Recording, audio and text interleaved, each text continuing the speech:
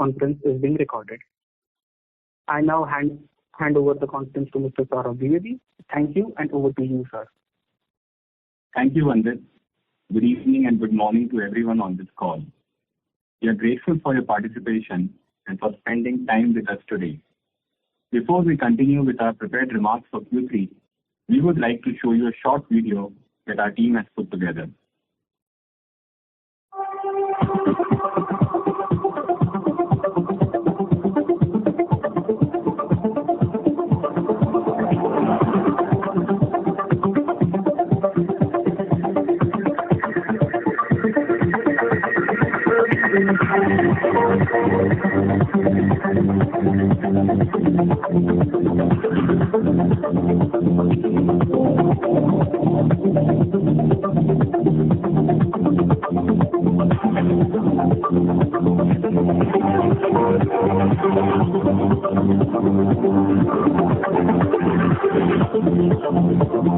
Another one example was what Persistent is doing. They built a contract management, essentially agent. In fact, you can just go address it, at Persistent Contract AI inside a Copilot. You can get access to it, and that agent is available to you throughout the entire life cycle of a contract management, where even a single change, can have significant impact.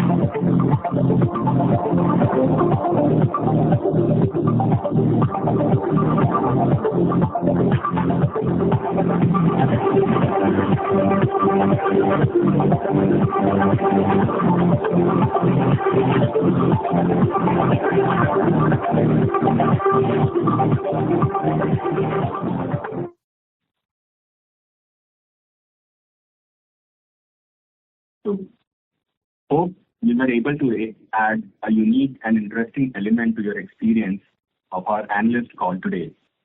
Now, let me quickly outline the agenda for today's call. Sandeep will begin with an overview of our results and commentary on business. Vineet will take you through the financial details and some of the key operational metrics for this quarter. I will then provide an overview of our key deal wins and awards and recognitions in the third quarter of financial year 25. Sandeep will come back for a quick summary of the prepared remarks, post which we will open the conference for questions. Let me also remind you that as part of our prepared remarks and during Q&A, we will make certain statements which are forward-looking and may involve significant uncertainty. Persistent does not take any responsibility to update such forward-looking statements, and your discretion is warranted while making any investment decisions. With this, let me hand over to Sandeep for his prepared remarks. Thank you, Saurabh. Let me start with wishing all of you and your loved ones a very happy and a prosperous new year. Coming to our financial performance for Q3FY25. We achieved a healthy revenue growth of 19.9% year-on-year and 4.3% quarter-on-quarter to reach $360.2 million in Q3 of fiscal 2025. This marks our 19th sequential quarter-on-quarter growth. Please note that this growth is net of the furlough impact that we saw during the quarter. In constant currency terms, the growth for the quarter came in at 4.6% quarter-on-quarter. In rupee terms, the growth for the quarter came in at 22.6% year-on-year and 5.7% quarter-on-quarter. The EBIT margin for the quarter came in at 14.9%, translating into an EBIT growth of 25.5% year-on-year. The profit after tax for the quarter came in at 12.2%.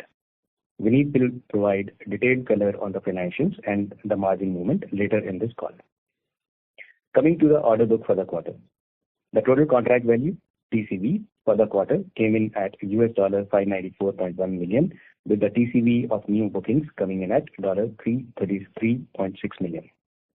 The annual contract value component of this TCV is $428.3 million, out of which the ACV from new bookings contributed to $195.6 million.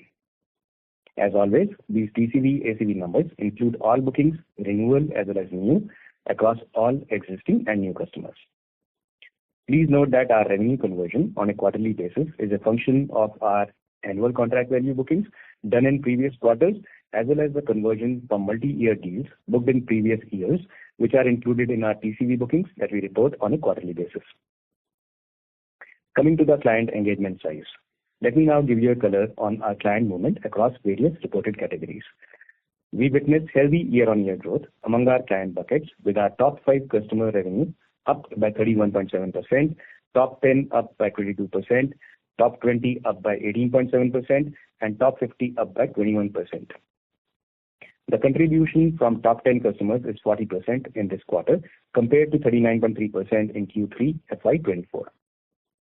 In this quarter, we reported 189 customers with trailing 12 month revenues of over $1 million, compared to 176 in the same quarter last year. All our top client buckets have shown good growth in this quarter. On a year-on-year basis, the number of customers in the $1 to $5 million bucket increased by 4. Those in $5 to $10 million bucket increased by 3. Those in $10 to $20 million bucket increased by 7. Those in the $50 to $75 million bucket increased by 1. And finally, the customers in the $75 million plus category increased by 1. All of this movement is a demonstration of our ability to scale customer relationships significantly over a period of time. Coming to the details on our geographic performance. In terms of year-on-year growth in US dollar terms, North America revenue grew by a healthy 21.1%, India revenue grew by 12.1%, Europe grew 10.3%, and the rest of the world grew 66.5%, although on a low base. Now let me give you this quarter's performance from an industry segment perspective. This quarter's growth was led by healthcare and life sciences, followed by banking and financial services industry verticals, which grew by 52.6% and 22% respectively on a year-on-year basis. Our software, high-tech and emerging vertical saw a growth of 3.2% year-on-year. I'm pleased to share that our healthcare and life sciences vertical crossed the $100 million quarterly revenue run rate this quarter. With this, each of our industry verticals have crossed the $100 million quarterly run rate threshold. Coming to an update on the interim dividend. I'm pleased to share with you that the board of directors has declared an interim dividend of rupees 20 per share on face value of rupees 5 per share. It is our endeavor to maintain a consistent dividend payout ratio while we augment our growth through capability-led acquisitions. Moving on to the progress we have made on our AI roadmap. As we've articulated in our earnings calls in earlier quarters, our AI strategy is built around 4 foundational pillars. Pivoting to an AI-led, platform-driven services approach, engaging with customers increasingly on outcome-based business models, leveraging our partner ecosystem, making strategic inorganic bets to bolster our capabilities wherever we have white spaces. As we progress on our AI-led, platform-driven services roadmap, I'm proud to share that we have filed 20 plus patents across various categories, including core AI, agentic AI, personalized AI, repository-level AI, and productivity measurement. Let me describe a few of them in more detail. Our core AI patents address fundamental challenges in AI and software development lifecycle by optimizing workflows such as internet traffic management, data compression, and intelligent routing, enabling scalable and high-performing AI solutions. Our agentic AI patents power intelligent collaborative ecosystems by enabling the creation, orchestration, and customization of AI agents, leveraging in-memory integration and persona-based configurations. These agents dynamically collaborate to automate complex business processes, from streamlining supply chains to managing customer onboarding, and so on. Our personalized AI patents enable customer-centric personalization of data, providing personalized recommendations while maintaining strict data privacy. These patents are a demonstration and reaffirmation of our commitment to innovation and transformation of our service offerings through an AI-led, platform-driven approach. Let me now give you more specific details about our AI for Tech platform, SASVA. Persistent's AI for technology strategy is delivered through SASVA, our generative, deterministic, and secure AI-powered digital engineering platform. SASVA enhances end-to-end software development lifecycle, delivering more value and faster time to market for our customers while boosting our employee productivity and predictability of outcomes. I'm pleased to share the recent enhancements to our SASVA platform, which include the integration of autonomous AI agents and the enhancement of its robust quality engineering capabilities. SASVA's latest quality engineering or QE capabilities simplify complex processes, reduce testing times, improve defect detection, and accelerate software delivery through features such as actionable insights, automated test creation, multi-cloud testing, GenAI-driven code validation, and legacy framework migrations. SASVA now incorporates the integration of autonomous AI agents designed to revolutionize workflows by performing complex multi-stage analysis and seamlessly executing end-to-end tasks. These agents can dynamically interact with multiple data sources, tools, and platforms, ensuring comprehensive and efficient task completion. To give you an example, in a multi-stage analysis, these agents can automate the entire bug-fixing workflow. They can identify issues from a GitHub repository, generate code patches using AI-assisted workflows, create comprehensive test cases to ensure functionality, validate the fix against predefined parameters, and prepare a full pull request with complete contextual information for seamless team collaboration. These enhancements enable us to deliver improved solutions in product engineering, application development maintenance, and application modernization, aligning more closely with the needs of our customers. Now coming to our AI for business vector. Our AI for business vector is driven by our investments in our platforms iAura and GenAI Hub. The iAura platform offers a complete set of solutions and accelerators to streamline the data lifecycle, including modernization, operations, quality, and insight generation. The latest version of iAura, powered by agentic AI, enhances business workflows with improved personalization, contextual intelligence, and strong privacy safeguards. iAura simplifies operations by integrating disconnected systems, addressing gaps in data management, and its human-in-the-loop capabilities enhance workflows in areas like incident management, platform administration, and so on. The GenAI Hub introduces new features aimed at improving the creation and deployment of agentic AI workflows. The latest updates, built on its enterprise-ready foundation, offer smooth integration with tools and frameworks such as AutoGen, crore, and Langflow to simplify complex workflows. With these additions, GenAI Hub enables advanced workflows in areas such as precision oncology, loan underwriting, credit assessment, customer support, clinical research, and incident management, to give you representative examples. These capabilities enhance traditional operations by delivering AI-driven solutions that are focused on achieving better outcomes. Coming to our strategic acquisitions and partnerships. In the previous quarter, we had talked about our recent acquisitions of Arca and Starfish as key initiatives to bolt on to our AI roadmap. On one hand, we are integrating Arca's capabilities onto SASVA, iAura, GenAI Hub kind of platforms to ensure that we are incorporating AI governance into the solutions we are building for our customers.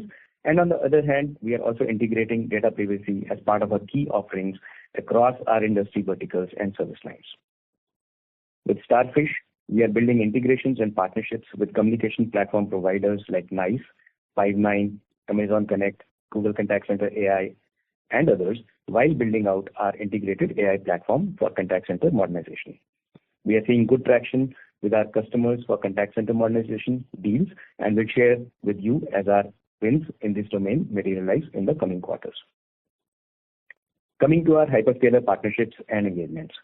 In this quarter, we have continued to build on our strong collaboration with all hyperscalers and joint development of solutions with their teams.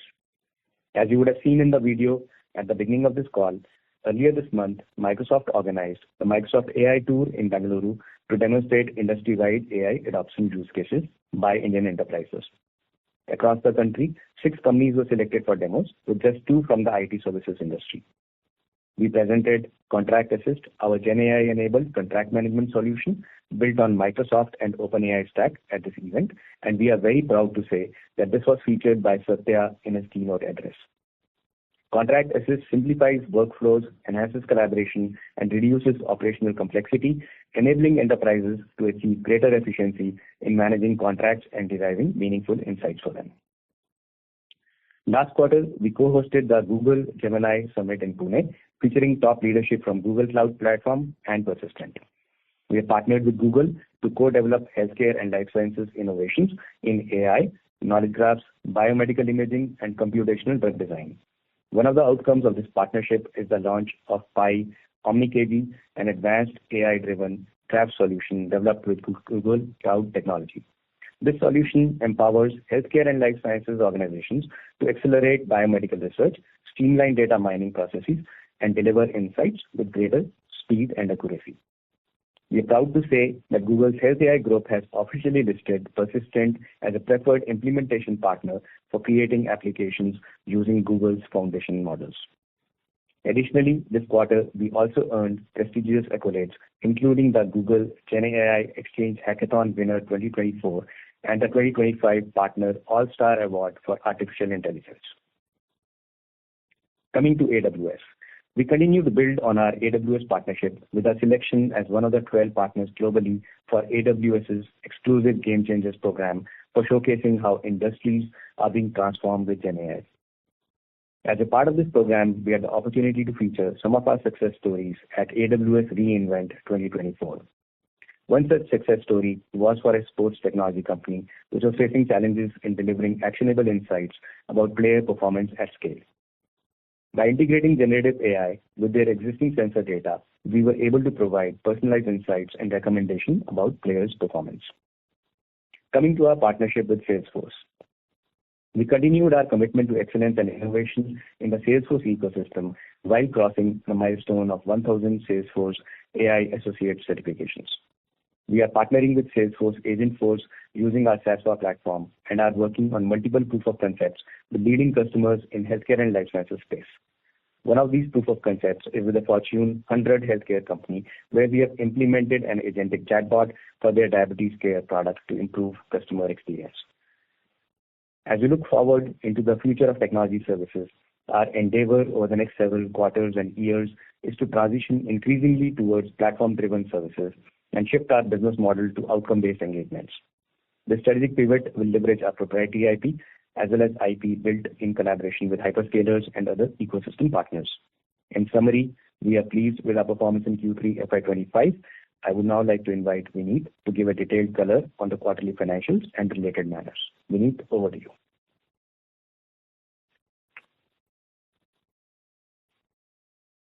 Thank you, Sandeep. Good evening and good day to all. Thank you for taking time out to join us today. Let me now take you through the financial highlights for the quarter gone by. Q3FY25 revenue stood at $350.2 million, registering a year-on-year growth of 19.9%. In rupee terms, it translates to rupees 30,622.8 million rupees, a growth of 22.6% year-on-year. The impact of furloughs on the revenue was approximately 100 basis points, in line with our expectations. This quarter, we have integrated the financials of our acquisitions, Starfish, Arca, and Soho. All put together, their contribution to our revenue was about 35 basis points in Q3.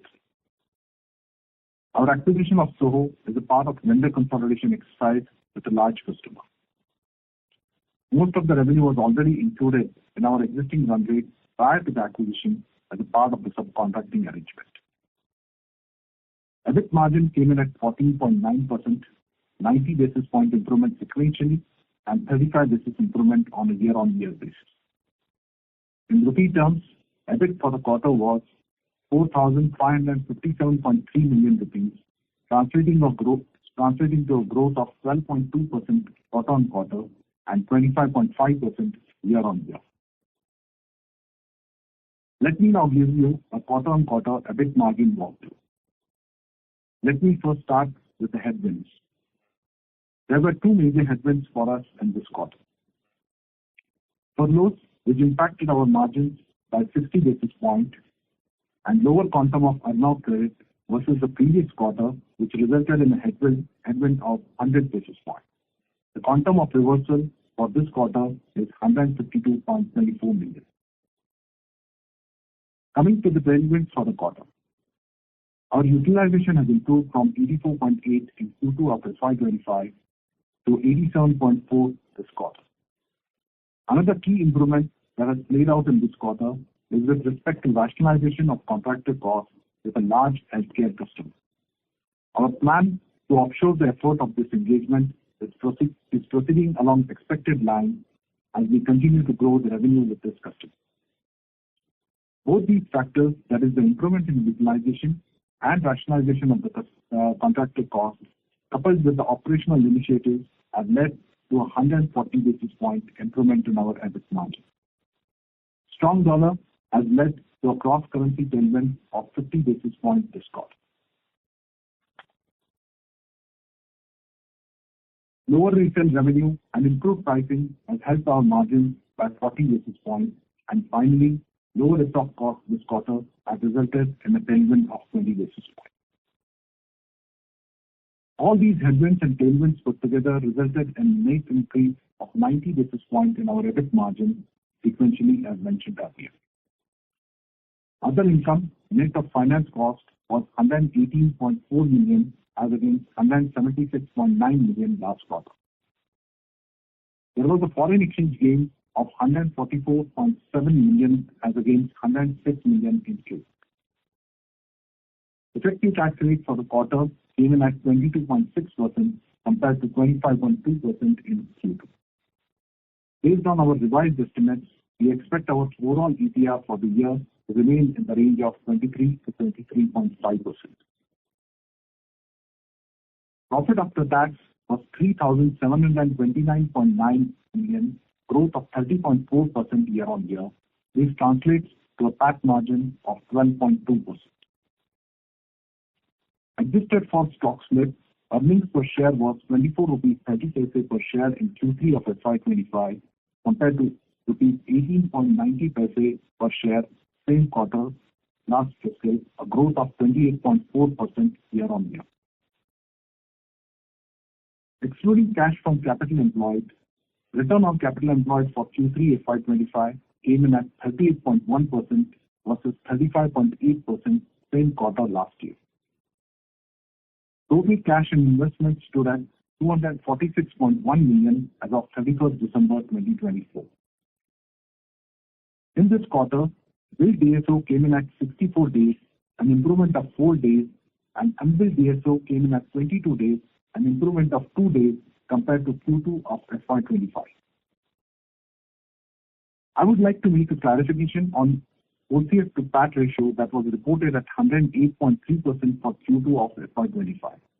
We had a reclassification error which now has been corrected. As a result of a correction, our revised OCF to PAT ratio for Q2 of FY25 stands at 80.7%, while for Q3 of FY25, the OCF to PAT ratio was at 84.4%. It is our endeavor to continue to improve our cash flow conversion, and we will share our progress in this regard in the coming quarters. Forward contracts outstanding as of 31st December were 300 million at an average rate of 85.30 rupees. Now let me give you some key operational updates. At the end of Q3, our total headcount stood at 23,941, an increase of 605 from Q3 of previous fiscal year. Trailing 12 months attrition this quarter came in at 12.6% compared to 11.9% in the Q3 last year, and it continues to be within our acceptable range. I am pleased to share with you that in line with our endeavor to maintain a consistent dividend payout ratio, the Board of Directors have declared an interim dividend of 20 rupees per share on a face value of 5 rupees per share for the financial year 2025. We are pleased to inform that ICRA has rated Persistent as AA+ stable. This credit rating will serve as a key enabler in Persistent's bid pursuits with larger clients who often require vendor partners to demonstrate strong financial robustness as a part of their selection criteria. The AA+ stable rating provides a credible assurance of Persistent's financial health, further enhancing the company's ability to secure strategic engagements and expand its footprint in the enterprise market. Coming to ESG updates for the quarter. Persistent has achieved two prestigious recognitions from the Institute of Company Secretaries of India. We have been named winner in the service sector at the third ICSI National Awards for Business Responsibility and Sustainability, which highlights our dedication to upholding the highest standards in corporate governance, compliance, sustainability, and ethical practices, ensuring transparency and accountability across all levels of our organization. We have been also recognized as the best governed company listed segment medium category at the 24th ICSI National Awards for Excellence in Corporate Governance, an accolade that underscores our steadfast commitment to the highest standards of corporate governance, compliance, sustainability, and ethical practice. We are happy to share that Persistent has been included in the Dow Jones Sustainability World Index with an impressive score of 85 this year, placing us amongst the global leaders in sustainable business practices. This recognition reaffirms our dedication to uphold the highest ESG standards, create long-term impact, and positively benefit all our stakeholders. Persistent's near-term and net zero emissions target by 2050 have been approved by Science Based Targets Initiative under their net zero standard criteria. Let me now hand over to Saurabh for commentary on key deal wins and awards and recognitions we have received during the quarter. Thank you. Thank you, Vineet. I will now talk about key deal wins for Q3 by industry segments. Let me begin with software, high-tech, and emerging industries, our largest vertical.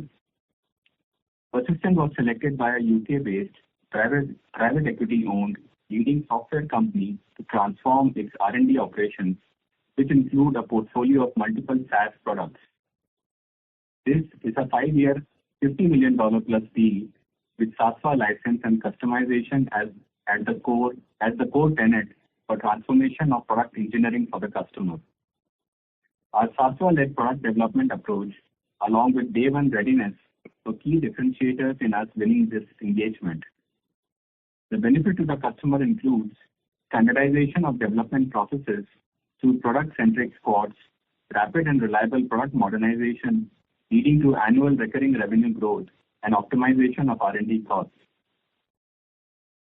Persistent was selected as an engineering partner by a leading IT service management, observability, and database performance solutions provider to help alleviate business risks arising due to geopolitical volatility and undertake talent pool globalization.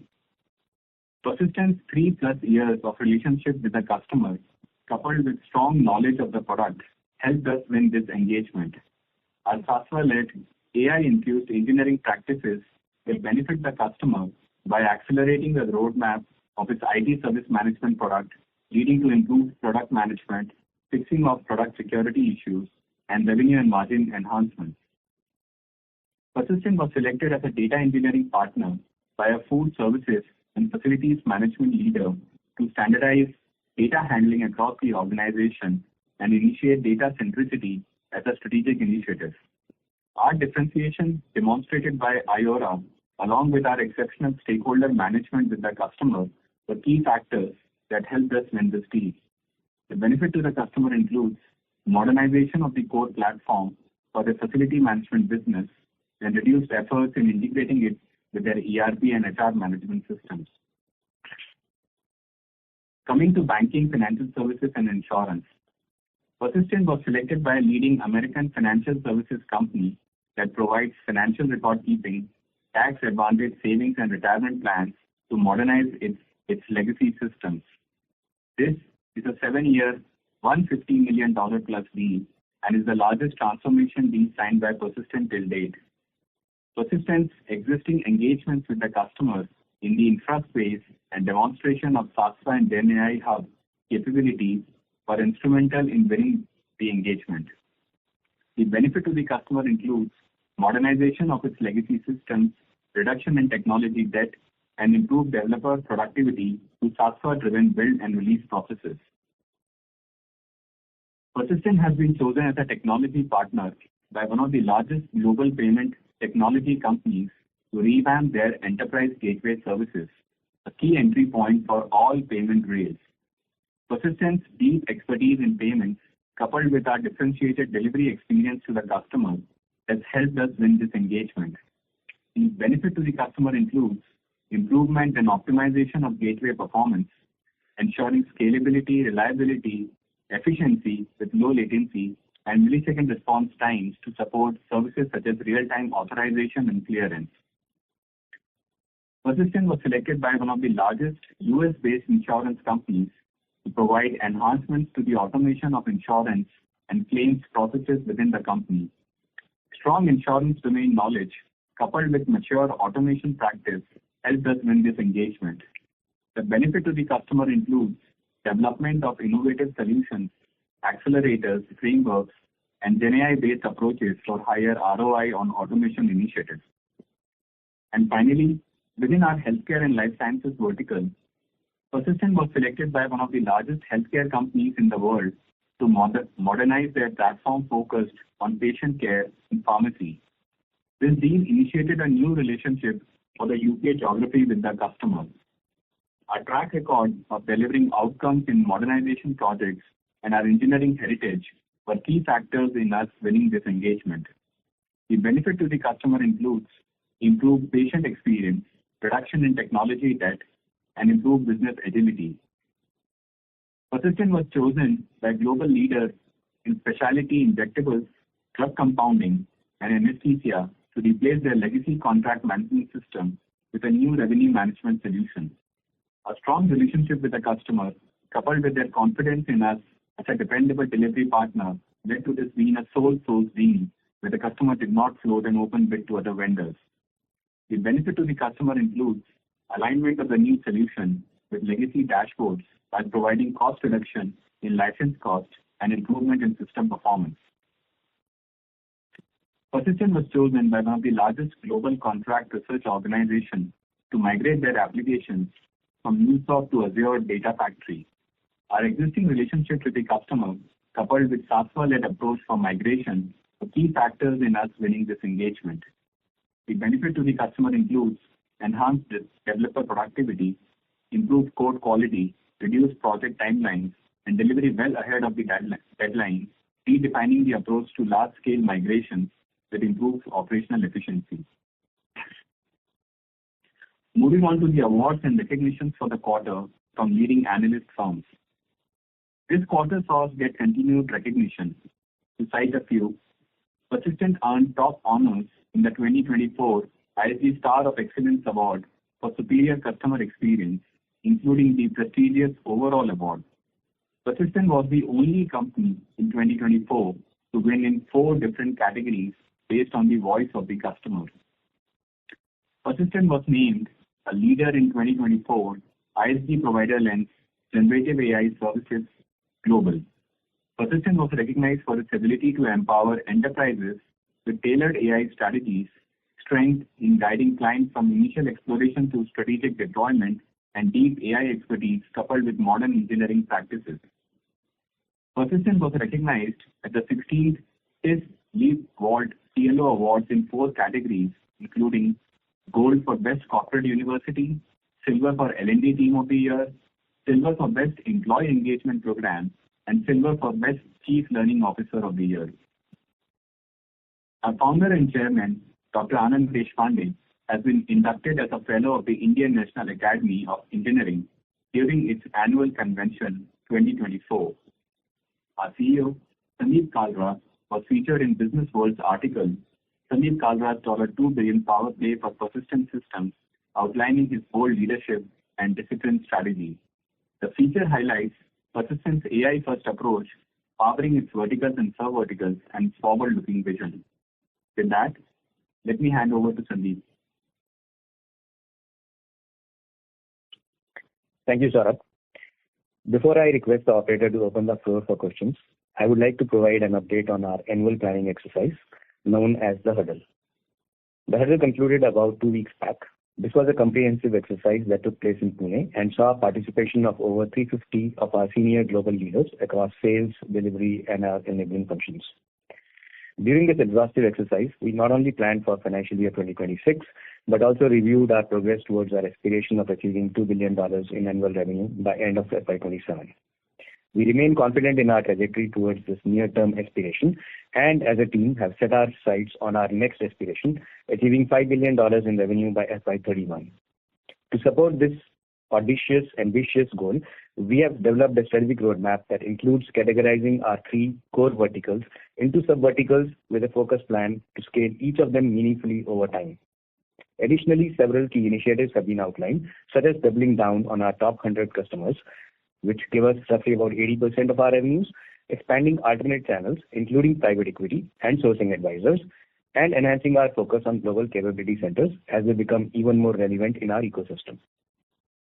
All of these efforts will be driven by our commitment to infusing AI into every aspect of our vertical and service line offerings, as we highlighted earlier in this call, and leading with the platformization of services. We'll provide further insights into our roadmap to our aspiration of $5 billion by 2031 over the next several quarters.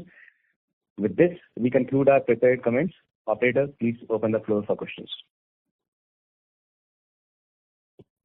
Okay, sir. We will now open the call for Q&A session. We will wait for a few minutes until the queue assembles. We request participants to restrict to 2 questions and then return to the queue for more questions. Please raise your hand from the participant tab on the screen to ask the question. The first question is from Mehta Bhavik.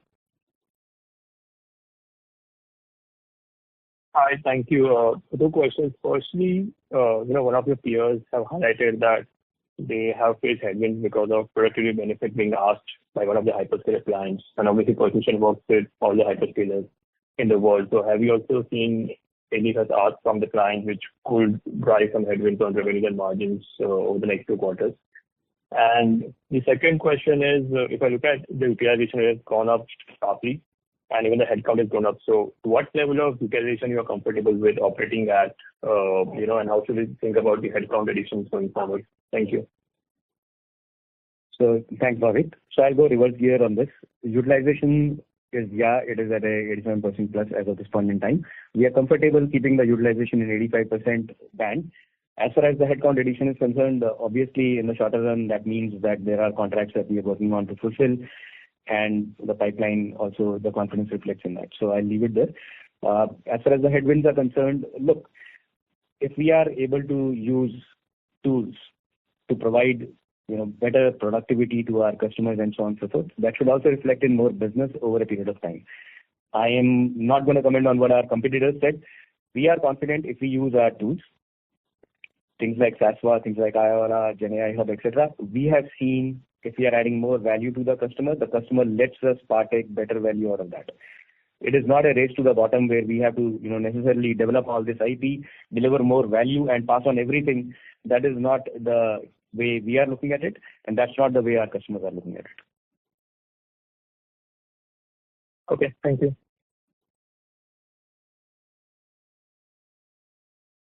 Next question is from Abhishek Bhandari. Yeah, thank you, management team, and good to see broad-based growth in this quarter. I have 2 questions. Sandeep, first to start with you. While I understand third quarter is generally heavy on renewals, but if I look at the ACV and the new business ACV, the growth rate on a YY basis from a deal perspective appear to be a tad weaker one. They're now split to a single digit 9 and 7% respectively. So is it because of certain timing issue in terms of closing of projects, or is this on your expected line? And if you could also comment on the pipeline, what you answered that. Sure. And the second question is for Vineet. So Vineet, we have probably exhausted all the traditional levers in terms of utilization and optimization. So going forward, how should we think on the margin improvement? I remember the comment that on a year-on-year basis, we want to be as close as possible to last year number on FY25. We will probably end there, but on a go-forward basis, say call it FY26 and 27, aligning to your medium-term aspiration of 200 basis point improvement in margin, how should we think on the levers for the business? Sure.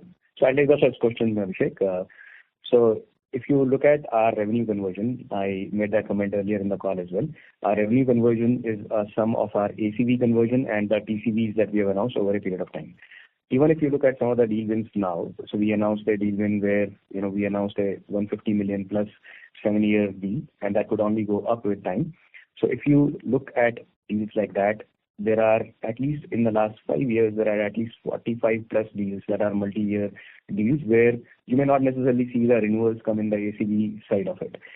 And if you look at the backlog of Persistent, it has been increasing over a period of time. We don't announce backlog. We don't intend announcing backlog in the shorter run.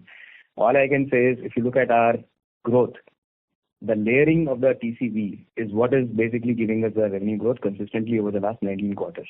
So we are comfortable with whatever the ACV growth is. We will always aspire to do better, and we are confident in our growth journey. We don't comment on the pipeline that much, but the pipeline remains healthy. I will not quantify the pipeline. Vineet, over to you for the margin commentary. So, Abhishek, yes, your point is absolutely valid. The utilization is at the peak level. But I will also say at this point of time, it's not, while our comfortable band remains to be in the 83 to 85% range, it's not that in the short run, this utilization is going to come down to that level. We are comfortable, at least in the short run, to continue with a little bit of a high utilization levels. The second year, on the cost optimization part, there are many other levers that we are still working upon. I'll just give one or two examples. One, in terms of pricing, we are working with multiple customers in terms of implementation of the COLA clauses, in terms of getting some change requests. Wherever possible, we are also going and basically trying to get non-linear revenue as more and more AI levers get utilized. The non-linear revenue is another factor which can help us in terms of improving our margins. And last but not the least, the SG&A still, as you see that our SG&A is comparative to peers, is on a higher side. So there is scope of optimization that is still available there. So these are all the factors that will continue to do that. And finally, at the end of the day, as we continue to grow, a lot of these problems will also, the marginal problem will also get sorted out. So I'll just add one thing there. So Abhishek, I'm sure you are one of the best analysts out there. You can see your spreadsheets.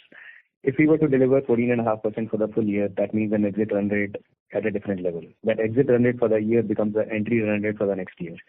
Then couple that with whatever Vineet said, and as we mentioned, the more we bring IP/differentiated capabilities, we are able to get a differentiated pricing. And if you were to look at our pricing with respect to the industry, we have been able to, over the last several years, command a premium. So all of that put together, along with our disciplined operational execution, as much as we do disciplined execution on the revenue side, we are confident of whatever we have set on margin trajectory, and we'll let the time pan out. Thank you, and all the best for calendar 25.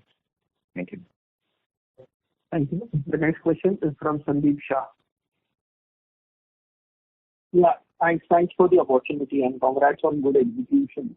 Sandeep, just wanted to understand entering FY26 or CY25, are you worried about demand in the healthcare with a change in US administration? Because some of your peers are highlighting the same in terms of uncertainty.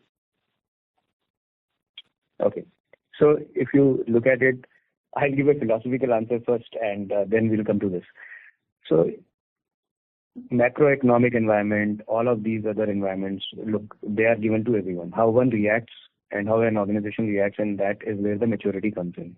If you look at the last 4 years, we've gone through COVID, where we grew, despite the sector not growing.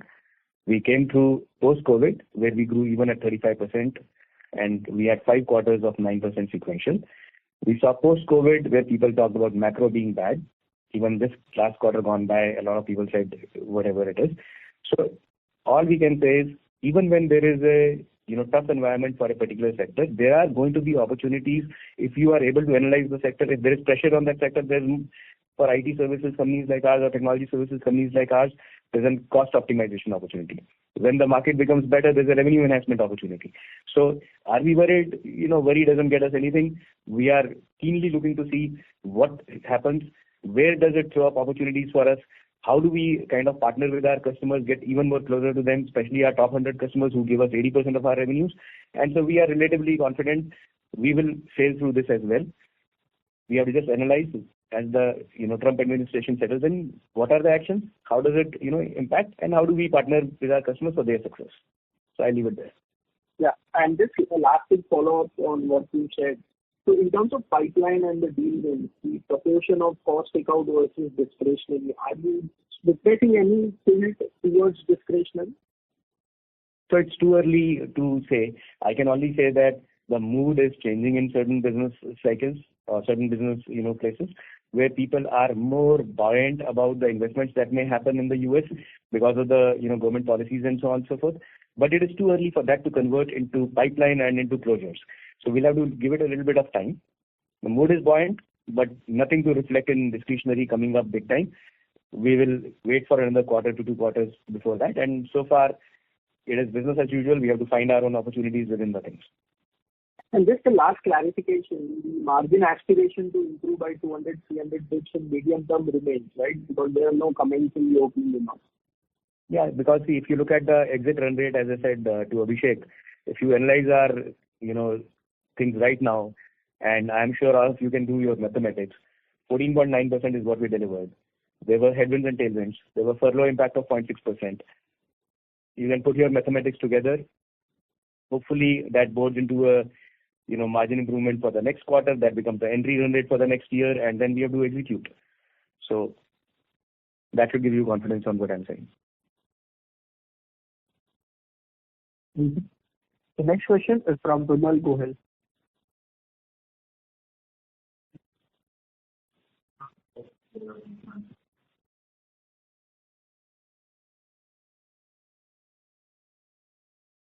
This is Ravi Menon. Yeah, hi, can you hear me? Yes, Ravi will take Vimal first and then.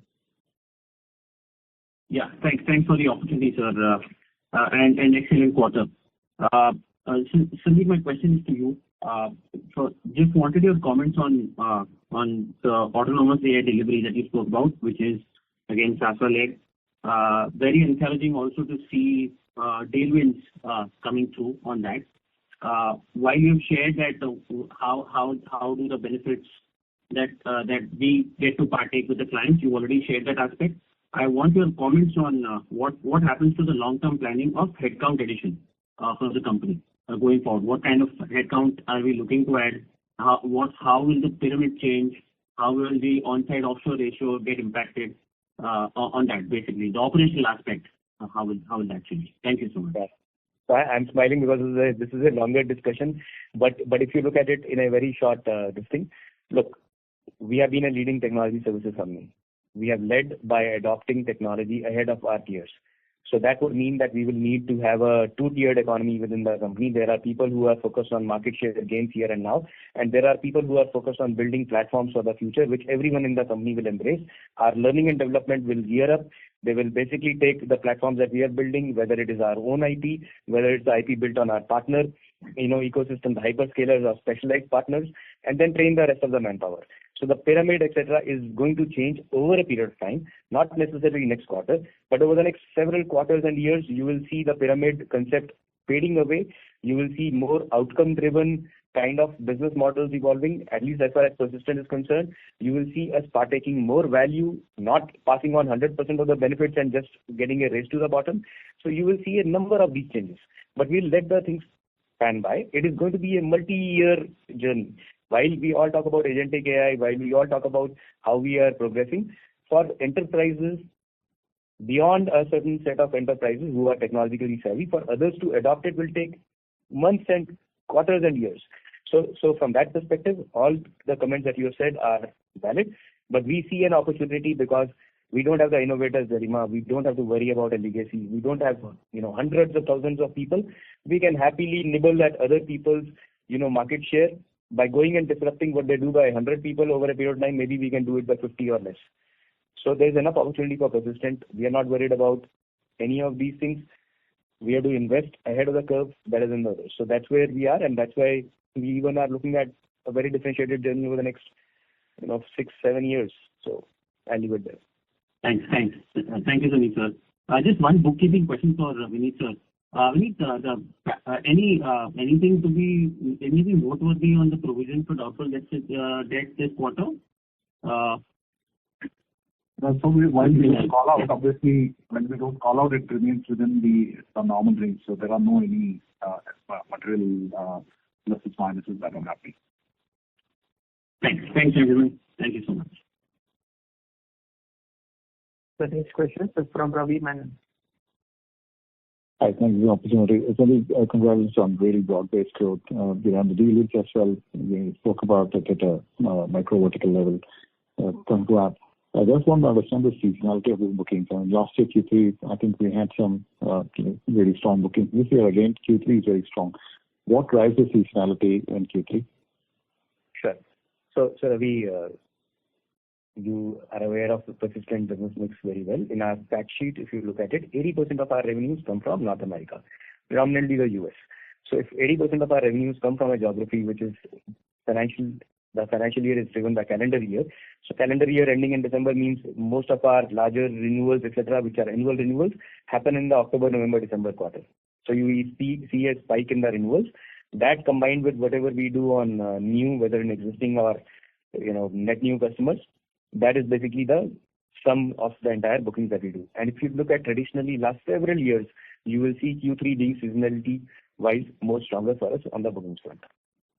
Thank you. And you're talking about some sort of pickup that we might see likely. And this year, I've heard that decisions about budgets are yet to be made, probably will be made only by February.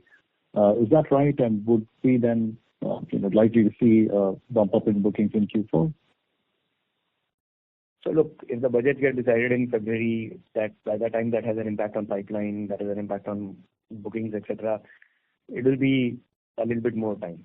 But look, we are building the business on an ongoing basis. And if you look at our trend over the last several quarters, year on year, the revenue part is increasing. That's a combination of the bookings that we do now. And as I said earlier, over the last several years, whatever backlog we have been able to create. So it is trending in the right direction. But from a market perspective, I think it is too early to celebrate green shoots, victory, and so on. One has to just focus and with our own capabilities, mine our own customers, and cultivate the right new logos. Thanks so much, and congratulations again, and best of luck for your FY31 journey. Thank you. Next question is from Malik Kaneja. Hi, thank you for the opportunity, and congratulations for the broad-based performance in the current quarter. Sandeep, you touched upon the fact that you're looking to pivot to a software or an operating or change in the commercial model. Do you think this can help us decouple from the typical headcount-led growth in our business? And the second question is that, does this also accelerate the margin expansion journey that you are striving for, given some of the productivity or the efficiency gains that you will see from this initiative? Yeah. So in good direction. So if you look at it, yes, that is where, the industry, the people who adopt the AI part and are able to leverage it and build differentiated service offerings, IP, etc., will go. So there definitely will be a decoupling. But again, my only caution would be, please don't expect it next quarter, next quarter, and so on. This is going to be a multi-quarter, multi-year journey. And it will also need certain amount of investments to be done. And while we have said, on one side, we will do margin optimization, the play for differentiated tech services companies, let's say 5 years, 7 years from now, would be the margins would look very different from what they are right now. And that is the opportunity. But in the shorter run, while we optimize our margins, we'll keep investing to build those differentiations so that we can ride that wave, we can decouple the headcount growth from the revenue growth, and hence have more revenue per employee, profit per employee over the next several years. And then, obviously, what you are saying is where we would be. The next question is from Abhishek. Yeah, hi. I hope I'm audible. Sandeep, you mentioned that you are very confident of your FY27 $2 billion revenue aspiration. That's pretty much a giveaway, of what to expect next 2 years in terms of growth. My only question is, does this include any inorganic contribution from here on, or given the order backlog we have, you are pretty confident of achieving it organically? Okay. So let me paraphrase. So $2 billion by 2027 financial year end is an aspiration. What we are saying is this: we are on that trajectory. We don't want to be overconfident. Having said that, when you're running a large organization, and today we have become a semi-large organization, we have 24,000 of us. A few years back, we started saying our aspiration is $1 billion. We met that in time. Then we started saying $2 billion. We are on that track. And so we are also aspirationally, ambitious people. We want to do the right by our customers, but we also want to grow. And we see an opportunity that AI is giving us to compete against the biggest, whether it is the largest in the US, Europe, or India. And so we want to move the goalpost on our aspiration, and that's why we have moved the goalpost, so that we have a bigger picture for all of us, a bigger career path for all our employees and team members globally. And so it is not a giveaway that we are saying that it is guaranteed that we'll be $2 billion by 27. We still have a lot of work to do. All we are saying is we are confident of the trajectory. We'll be at it, we'll deliver that, but our bigger goal post is now $5 billion by 2031, which will make us one of the fastest growing tech services company, should we be able to achieve that aspiration, which we will give our best. Now, the other part of inorganic has never been a revenue acquisition game for us. It has always been a capability build-up, kind of thing for us, whether it is, Arca is just a 20 people acquisition, but in the data privacy domain, which is paramount in today's AI kind of a thing. Any services company that does not focus on that cannot go to the customer and straight face talk about implementing AI solutions. Similarly, Starfish was a very small acquisition, but gives us a totally new addressable market in contact center optimization. So our foray will be like that. The only place where we might do a slightly scaled acquisition is Europe, where we are at 8 to 9%. Our aspiration is 12 to 15%. So outside of that, you will see us stick to our knitting, do focused acquisitions and investments, giving us technology to become even bigger, better version of ourselves, much more differentiated than our peers. Hopefully that answers. The next question is from the core single. Hello, am I audible? Yes. Yeah, hi. Thanks, Sandeep. Thanks for taking my question, and congrats on a very solid performance yet again. Sandeep, just want to pick your brain on the FY31 target that you have said. I know in the subsequent quarters you mentioned you are going to come up with a proper roadmap to it. But just on the preliminary thoughts, what will it take for us to do differently from what we are doing at this point of time to reach that goal? Can we continue doing the same that we are doing and reach there? Or do you see some different kind of opportunities? For example, a lot of them peers have called out this big opportunity in the ERP refresh cycle. Is there anything something of that sort that we are looking to do? Just some color on that would be helpful. I'm sure you would come with a detailed plan later on, but any preliminary thoughts would be really helpful. Then I have a follow-up question for the week. We have 2 minutes in the call, so I'll just keep it very, very quick. So essentially, look, doing more of the same doesn't get us different results. So obviously, we have to gear up differently. We have scaled verticals to nearly $500 million across verticals, give or take. Healthcare life sciences is at a $400 million run rate right now, $100 million a quarter.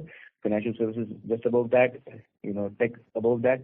So first and foremost, each of these verticals is an ocean. Dividing that and creating 12 to 15 sub-vertical growth engines, starting from there, focusing on the top 100 customers, going much deeper in the top 100 customers, mining them effectively, bringing the net new engine at a different scale through sourcing advisors or private equity. Private equity is a very scaled play for us, very differentiated play for us. We all understand in Persistent, there's a set of people who understand private equity like nobody else in our industry does. Very few companies in our industry understand private equity like that. So there are many such things, many such motions, but we'll leave it for another day because there's hardly 1 minute left. If you can ask the final question to Vineet, then we'll try and wrap up the call. Sure, thanks, Sandeep. Vineet, just on the earn-out reversal provision that we have taken. So have we seen the end of it, or do you believe there could be more of it in the next quarter, or something can spill over into FY26 as well? At this point of time, and I think I mentioned this in our last quarter's call also, that our anticipation is that this will end by the end of this financial year. So Q4 there might be still something more, but in Q1 they won't need. As of now, yes. That's what. Got it. Thank you so much. Thanks for taking my question and wish you all the best. Thank you. So with this, let me close the call with a message that we are positive about our growth prospects as we move into the next quarters. We continue to work with our customers, proactively engaging and partnering with them to help develop solutions for their forward-looking strategies. Thank you, all of you, for spending time with us on the call today, and we look forward to connecting with you again in 3 months' time to provide an update on our ongoing progress. Thank you. Operator, we can close the call. On behalf of Persistent Systems Limited, that concludes today's conference. Thank you for joining us, and you may now disconnect your line and exit the webinar. Thank you, everyone. Goodbye.